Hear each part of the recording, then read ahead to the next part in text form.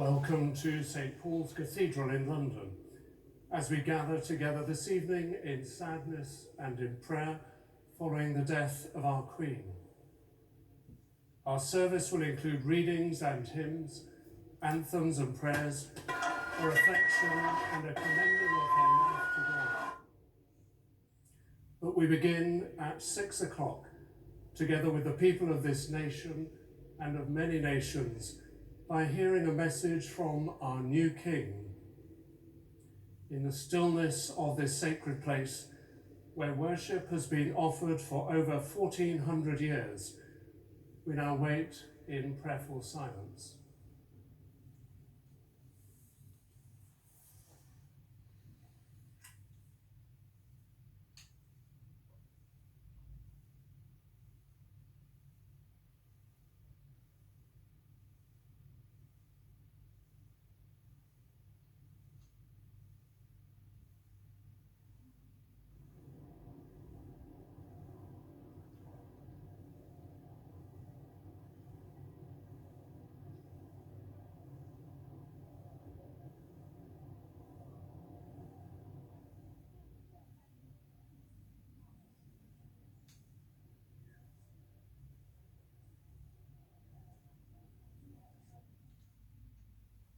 I speak to you today with feelings of profound sorrow.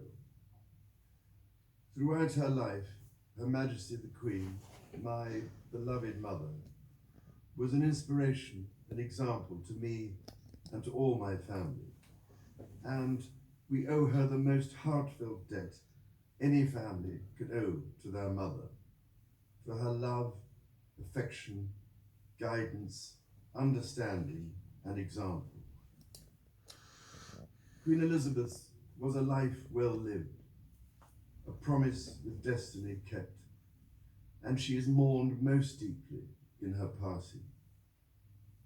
That promise of lifelong service I renew to you all today.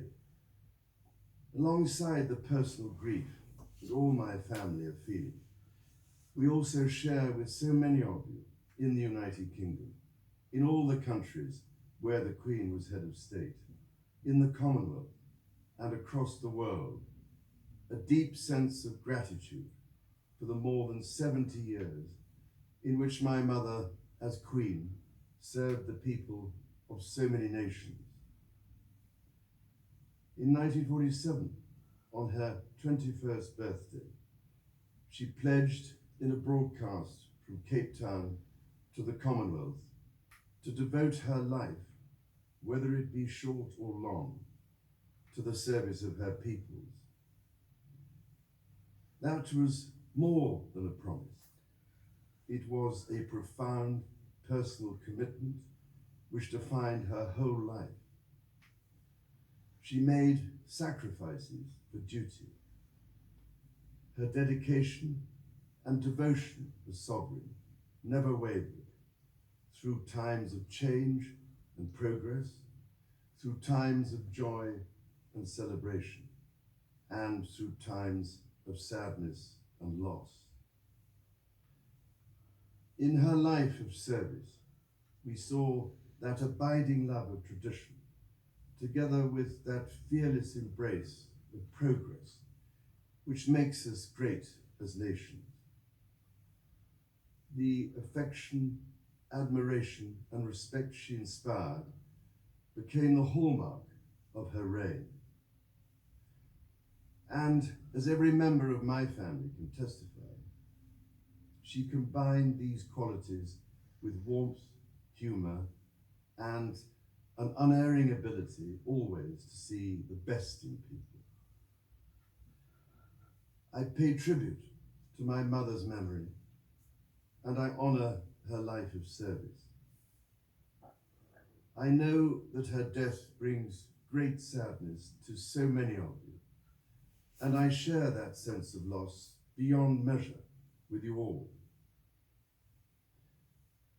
When the Queen came to the throne, Britain and the world were still coping with the privations and aftermath of the Second World War, and still living by the conventions of earlier times.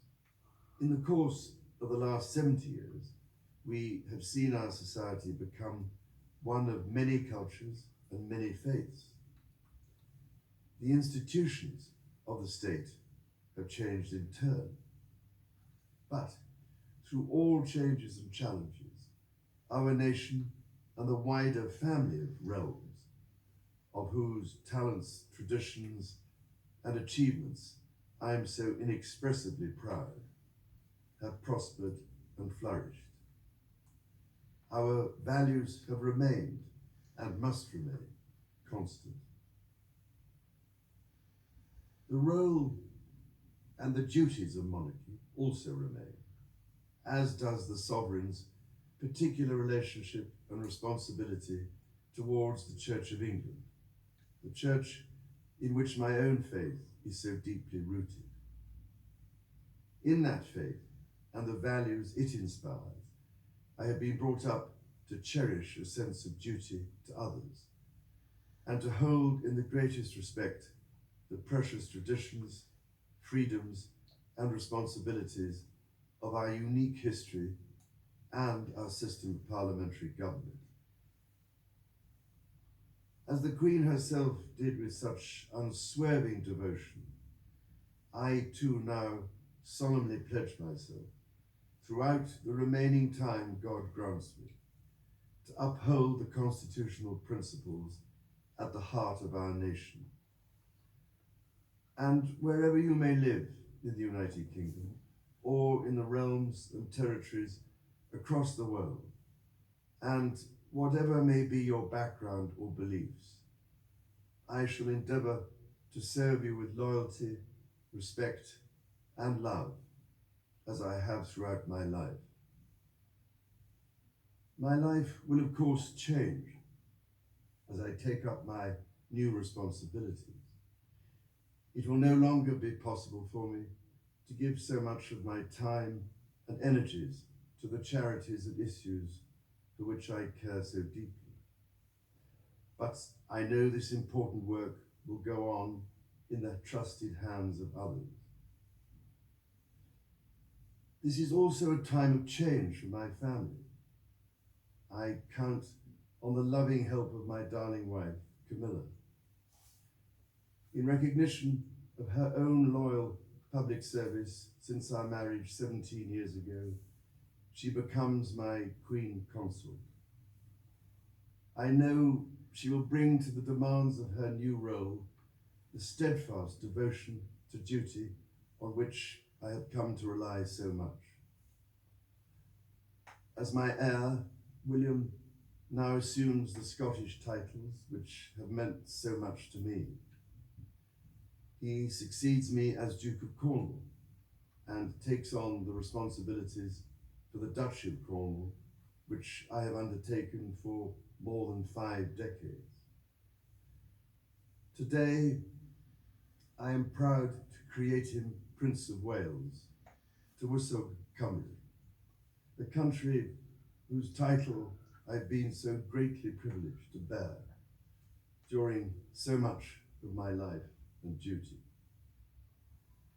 With Catherine beside him, our new Prince and Princess of Wales will, I know, continue to inspire and lead our national conversations, helping to bring the marginal to the centre ground, where vital help can be given.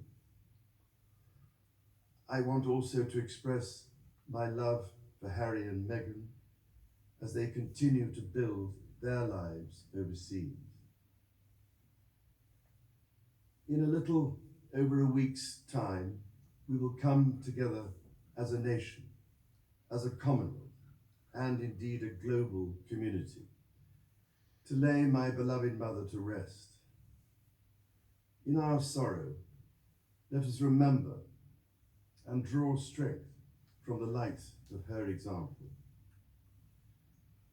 On behalf of all my family, I can only offer the most sincere and heartfelt thanks for your condolences and support.